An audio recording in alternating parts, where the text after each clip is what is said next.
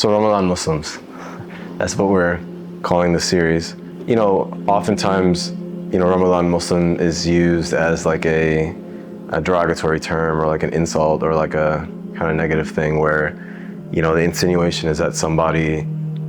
is only Muslim in Ramadan, or that, they only care about certain things in Ramadan, and so they're not a Muslim throughout the whole year, but they're a Ramadan Muslim, right? And it really kind of makes people feel, guilty or less than because they might identify with that, right? They might identify with this concept or this idea of doing more in Ramadan than they might do otherwise. And maybe they feel a sense of guilt around it, and it could potentially lead somebody to a place where they are just not interested in trying because they're like, okay, what's the point if I'm not gonna be able to continue it afterwards? But we wanted to call the series Ramadan Muslims to kind of change that narrative and offer a different perspective, which is that, as we learn in the hadith of Bukhari, we learn that the Prophet ﷺ was described as being the most generous of people. كان رسول الله صلى الله عليه وسلم أجود الناس وكان أجود ما يكون في رمضان.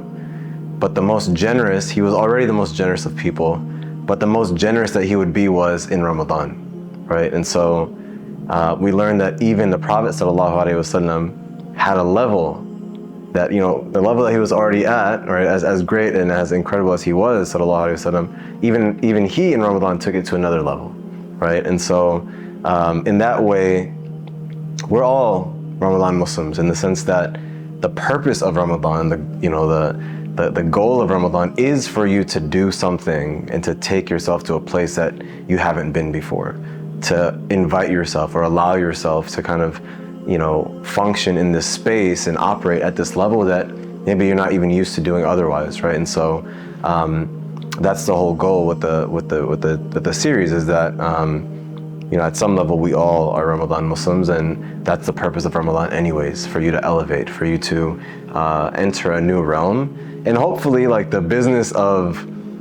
maintaining that outside of Ramadan, after Ramadan, inshallah we'll get there, we'll get to that, right? That's the intention, that's the hope. But we shouldn't feel any sort of, negativity or any sort of hesitation around allowing ourselves to enter into that place in Ramadan because we're afraid that, maybe we won't do it after, or maybe we won't be consistent. Like, let's worry about that when we get there, and inshallah, let's, carry ourselves in Ramadan with our best foot and make our best effort.